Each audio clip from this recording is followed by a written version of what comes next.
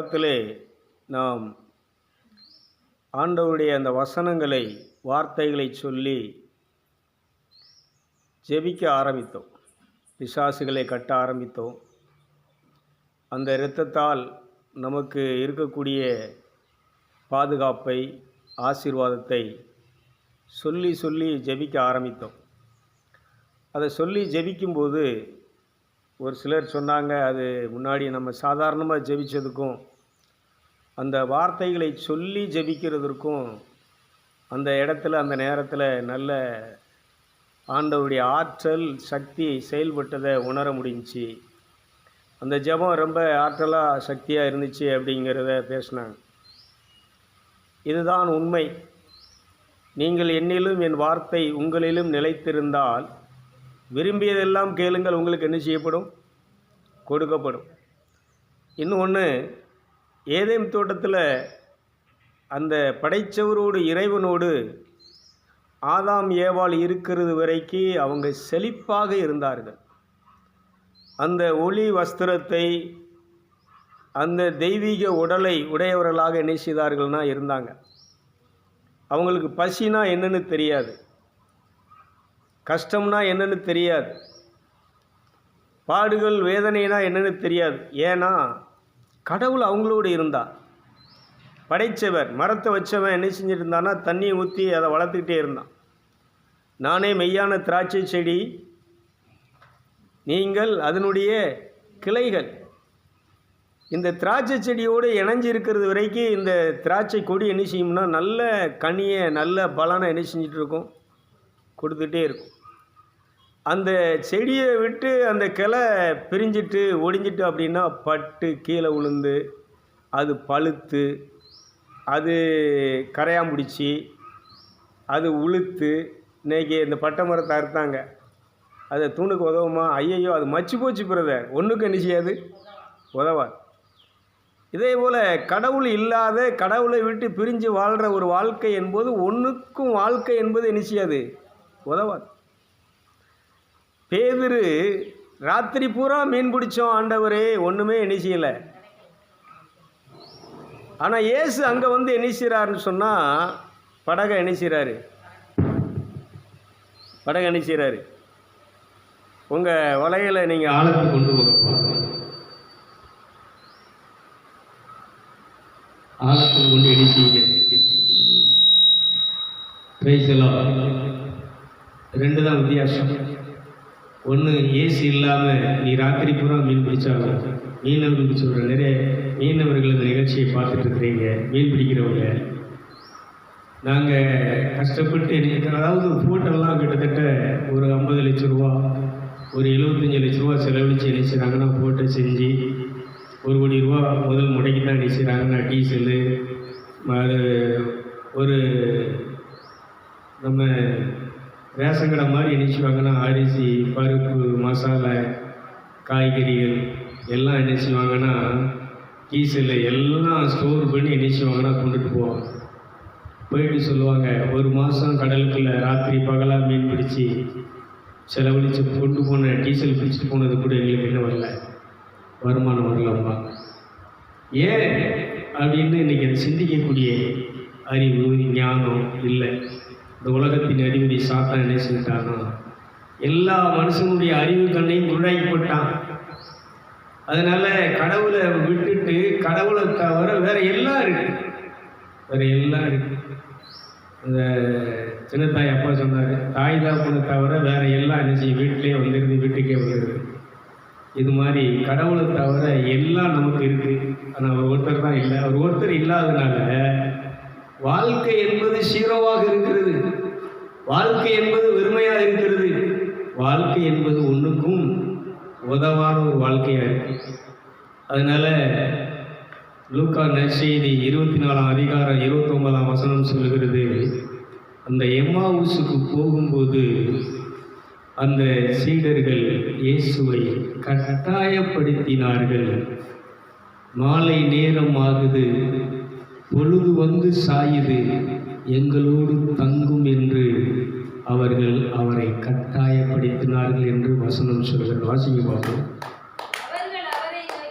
அவர்கள் அவரை நோக்கி,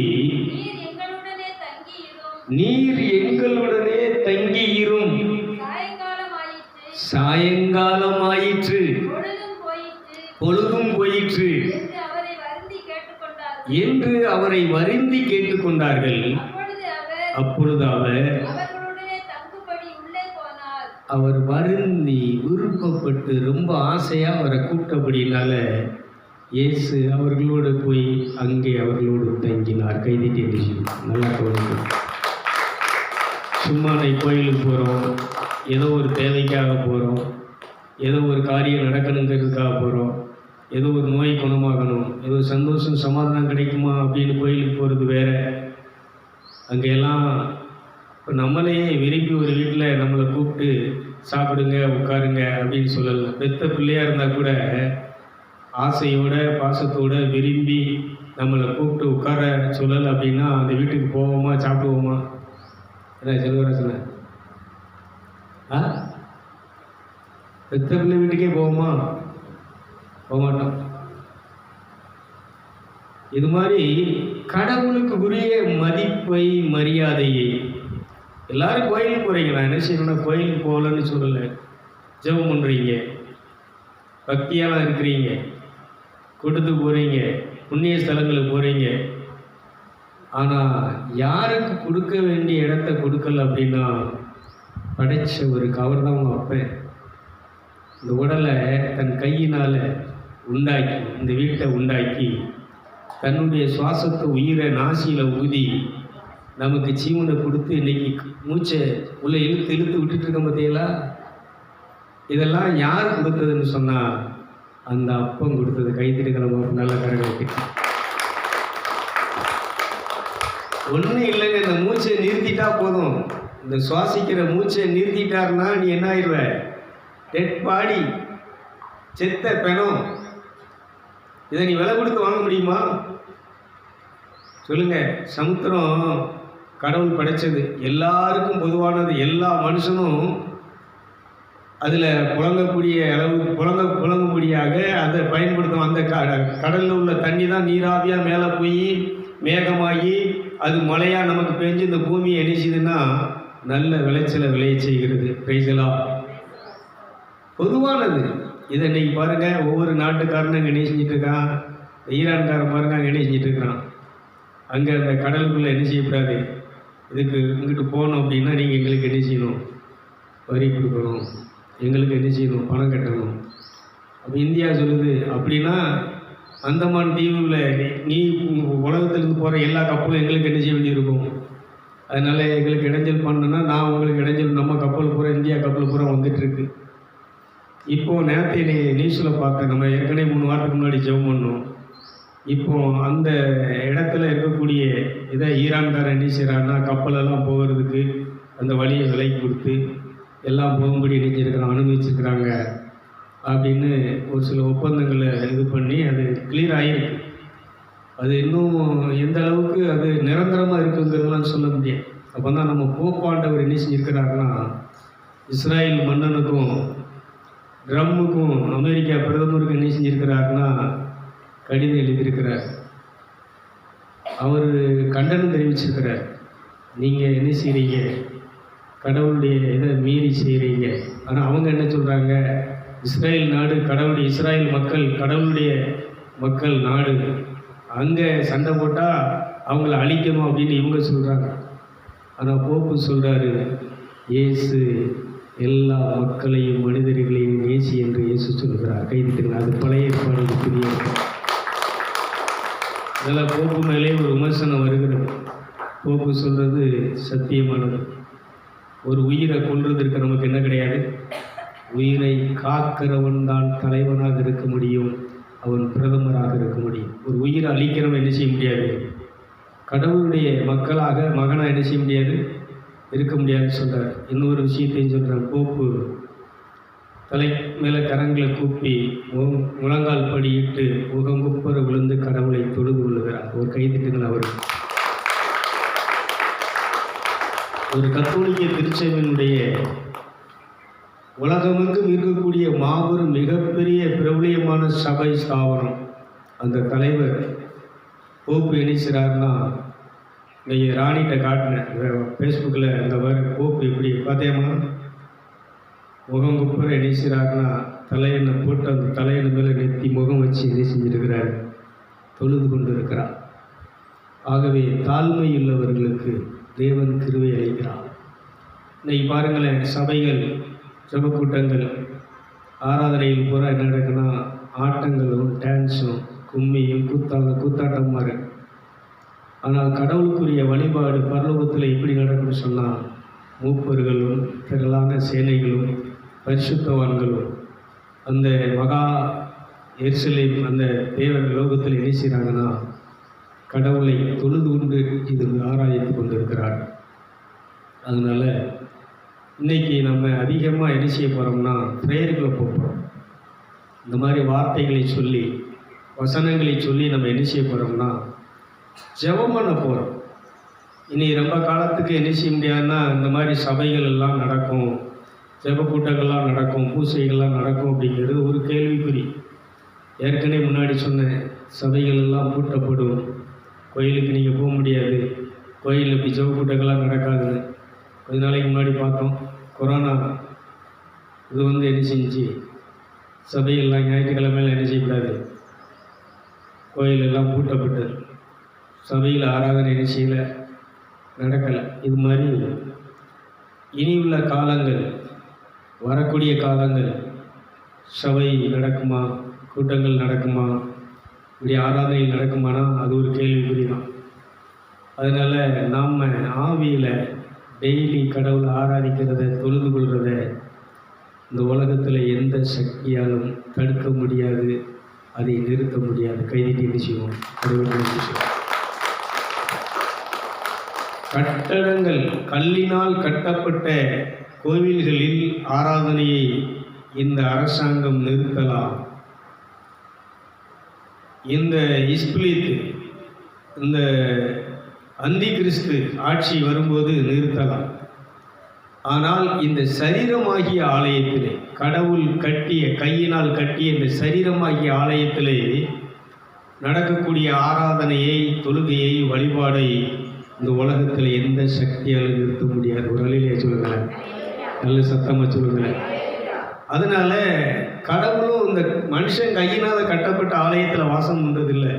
அதில் வாசம் பண்ணி என்ன பிரயோஜனம்? இந்த கட்டடத்தில் நீங்கள் ஞாயிற்றுக்கிழமை கூடியிருக்கிறீங்க, மற்ற நாள் பூரா யாரும் என்ன செய்யலை.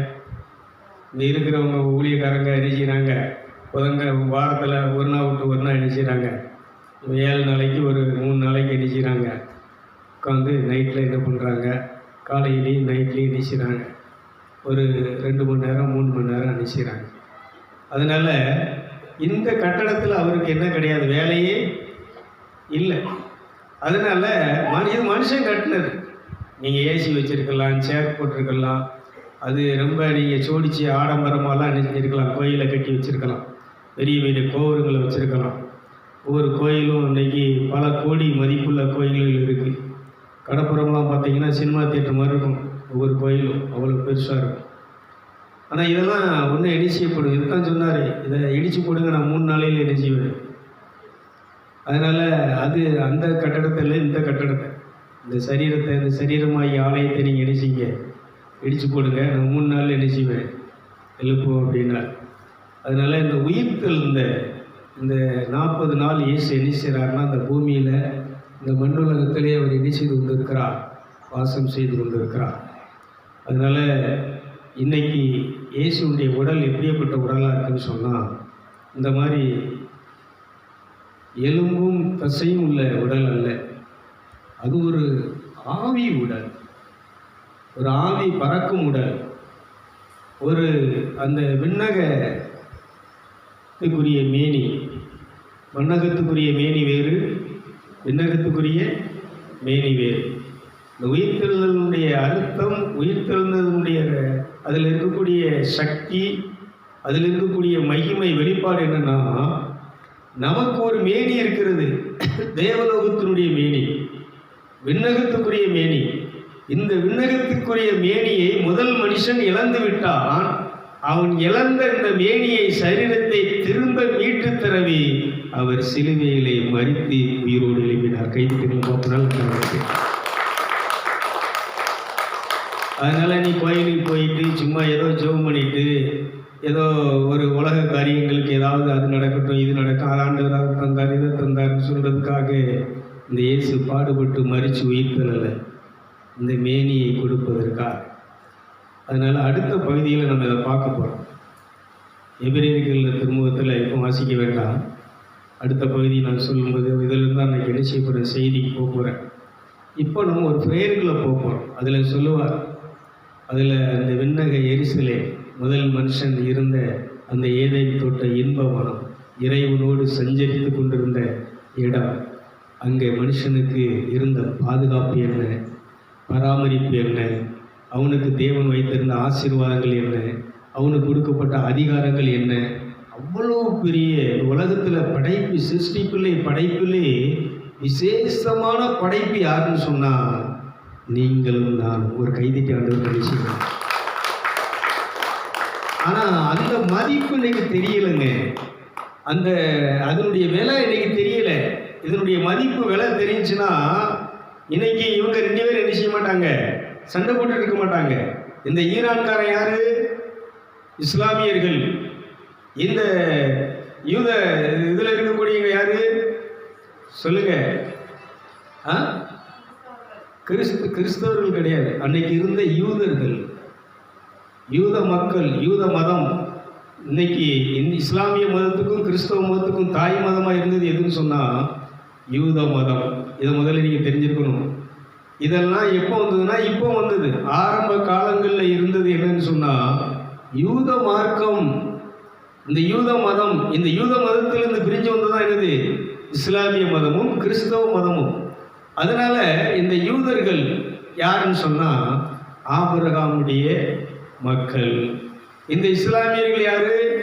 ஆபிரகாமுடைய மக்கள். தாய் தான் யாரு? 2 பேர். இந்த யூத மதத்தில் உள்ளவங்களுடைய தாய் யாரு? சாராள். இந்த இஸ்லாமிய மக்களுடைய தாய் யாரு? ஆகார். சாரா ஆகார். சரிதானே? அப்போ இங்கே நம்ம பார்க்கும்போது ஒரே தகப்பனுடைய பிள்ளை தான், அண்ணன் தம்பி தான். ஆனால் இவன் 2 பேரும் என்ன செஞ்சுட்டு இருக்கிறான்? ஒருத்தர் என்ன செஞ்சுருக்கிறான்?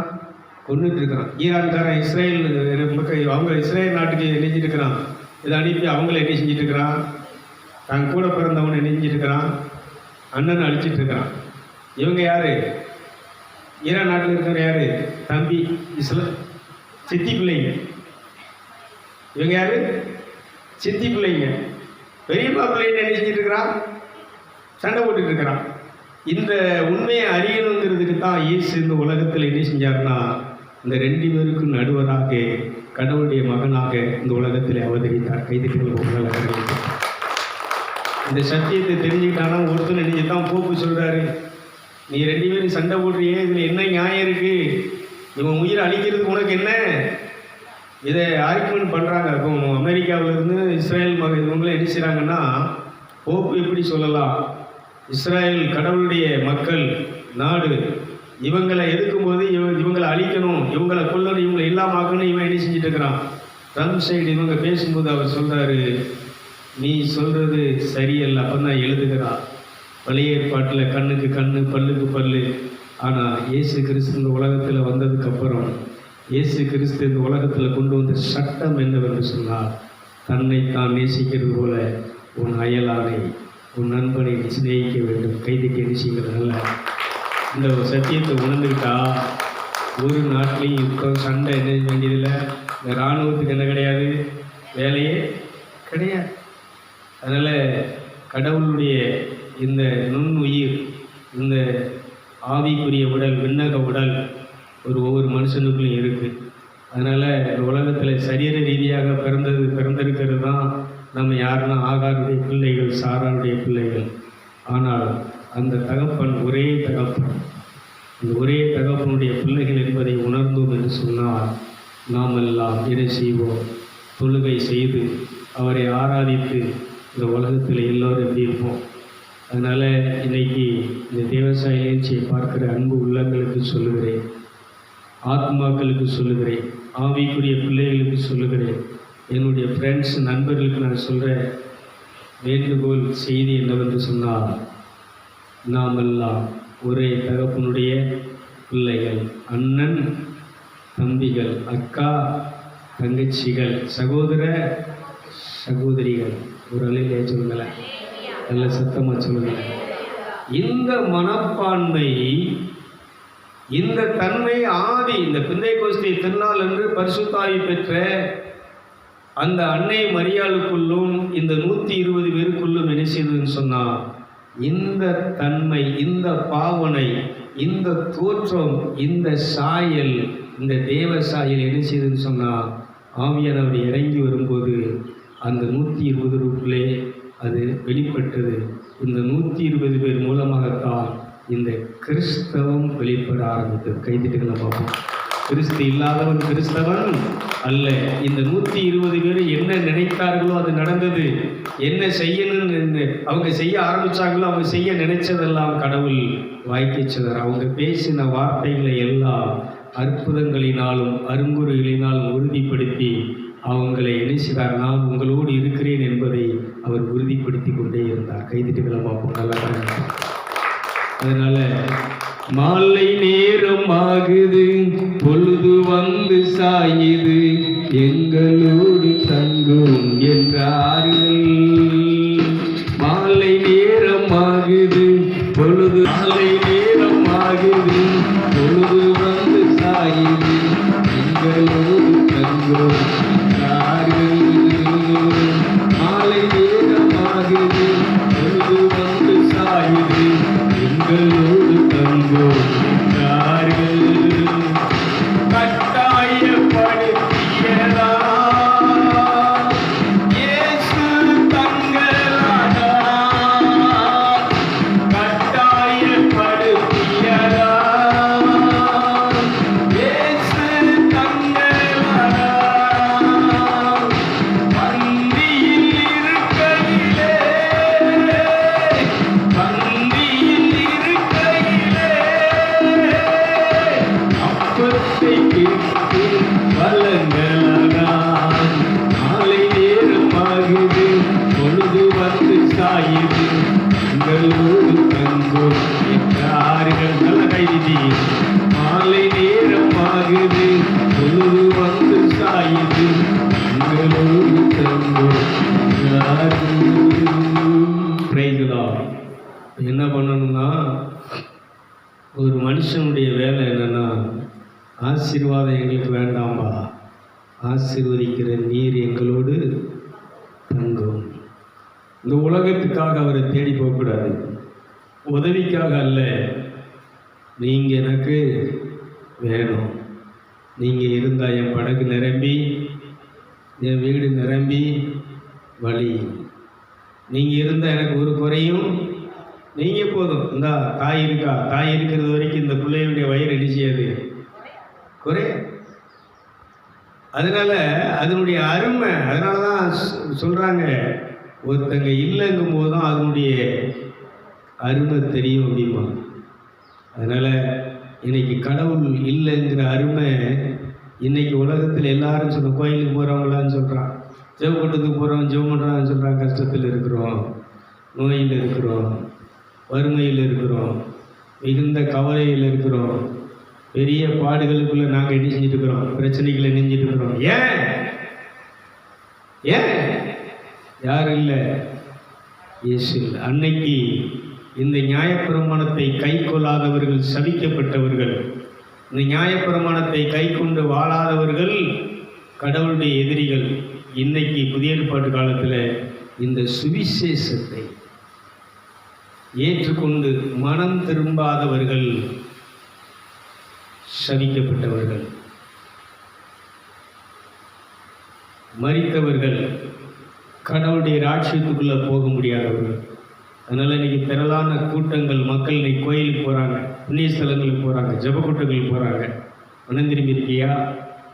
இந்த சுவிசேஷத்தை கேட்டு இதன்படி போன வாரம் ஜெபம் பண்ணணும். சுவிசேஷம்னா என்ன? செத்து போன என் ஆன்மாவை ஆவியை உயிர்ப்பிக்கிறதுக்காக இயேசு சிலுவையிலே மரித்தார். கைதிக்கிற நல்ல கரங்கள்.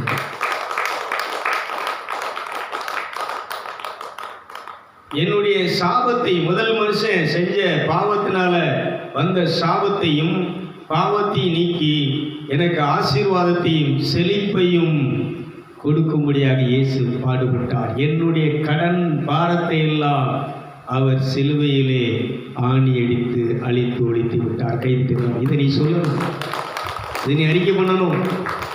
இதை ஒவ்வொரு மனுஷனும் என்ன செய்யணும்னு சொன்னால் உள்ளத்தில் விசுவாசித்து அறிக்கை பண்ணி நீ என்ன செய்யணும், அந்த இயேசுவை ரிசீவ் பண்ண. இயேசுவே வாங்கப்பா, இந்த உடல் உங்களுடையது, அடிமை நான் ஆண்டவரே, என்னை ஆட்கொள்ளும் என் தெய்வமே. இந்த உடல் உமக்கு சொந்தமானது, இந்த உயிர் உமக்கு சொந்தமானது, எனக்கு தந்திருக்கிற எல்லாம் உமக்கு சொந்தமானது.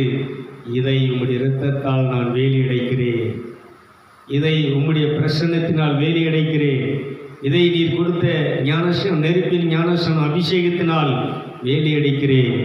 நான் உங்களுடைய பாதுகாப்புக்குள், உன்னதமானவருடைய மறைவுக்குள், சர்வ வல்லவருடைய ரெக்கைக்குள் இருக்கிறேன். இன்னொன்று ஏசாயா தீர்க்கதரிசி சொல்லுவார், என் நாவை கூர்மையான பட்டயமாக்கி என் உடலை துலக்கமான அம்பாக்கி தன்னுடைய அம்பாரத்திற்குள்ளே அவர் மறைத்து ஒழித்து வைத்திருக்கிறார். நல்ல கைது, நல்ல கரங்கள்.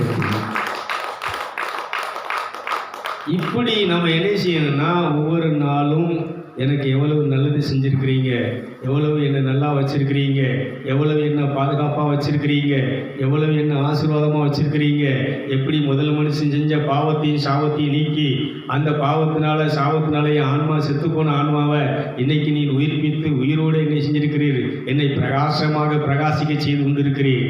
எனக்கு எதிரியான சாத்தானை, அந்த வான்களில் திரிகிற பொல்லாத ஆவிகளை, கூட்டங்களை, என் பக்கத்தில் 1000 என் வலப்பக்கத்தில் வந்து 10,000 இருக்கிற அந்த தீய சக்திகளை அழிக்கும்படி நீர் எனக்கு சர்வ ஆயுத வர்க்கத்தை தந்து, விசுவாசம் என்னும் கேடயத்தை தந்து, இறை வார்த்தை என்னும் வாளை தந்து, ரட்சிப்பு என்னும் தலைச்சிராவை தந்து, நீதி என்னும் மார்க்கவசத்தை தந்து, உண்மை என்னும் இடைக்கட்சி எனக்கு தந்து, என்னை உம்முடைய படையிலே யுத்த வீரனாக, ஜெயம் பெற்ற மனிதனாக, ஆன்மாவாக என்னை என்ன செஞ்சிருக்கிற வச்சிருக்கிறீர் என்று நாம் எல்லாரும் என்ன செய்யணும்னா, டெய்லி அந்த ஆண்டவருக்கு நன்றி சொல்லி அவரை தொழுது கொள்ள வேண்டும்.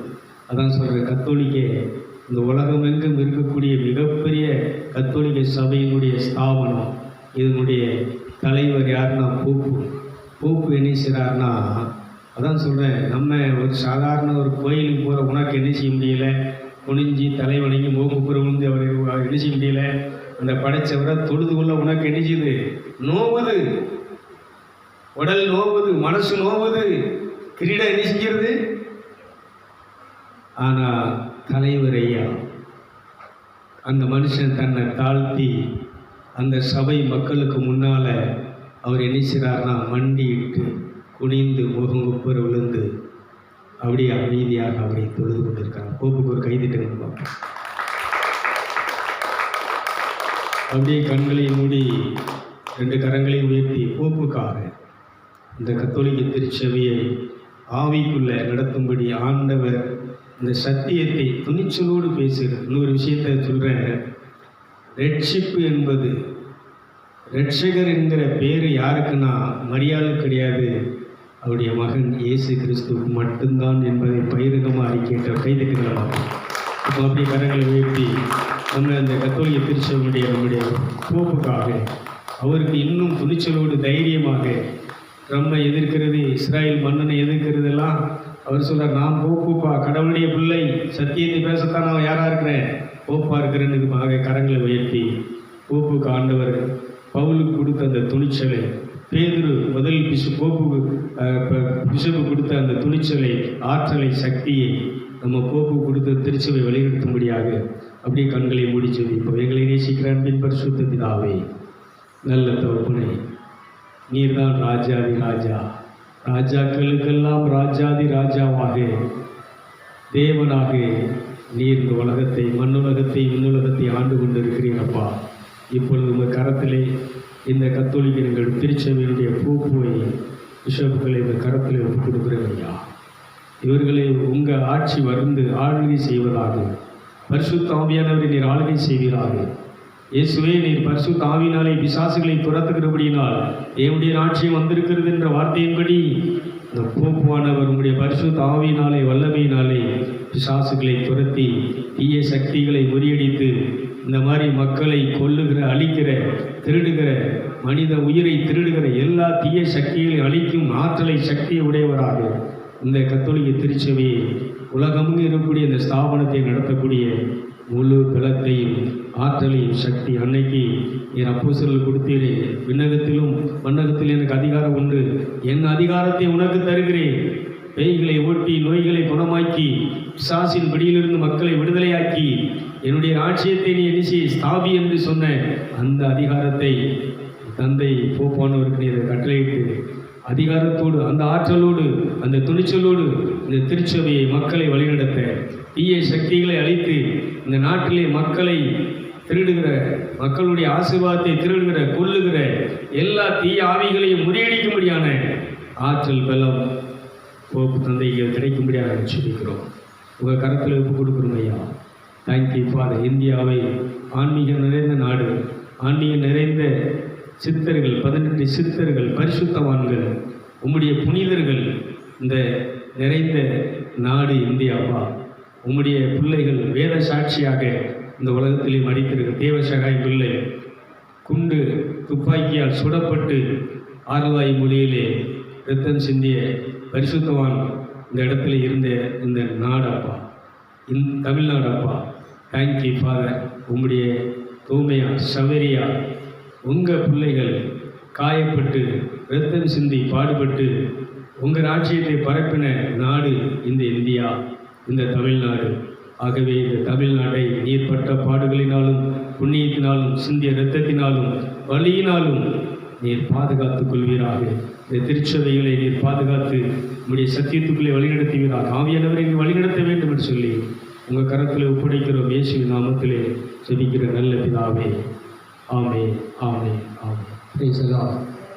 இல்லையே சொல்லுகிறேன், நல்ல சத்தமாக சொல்லுவோம். அதனால்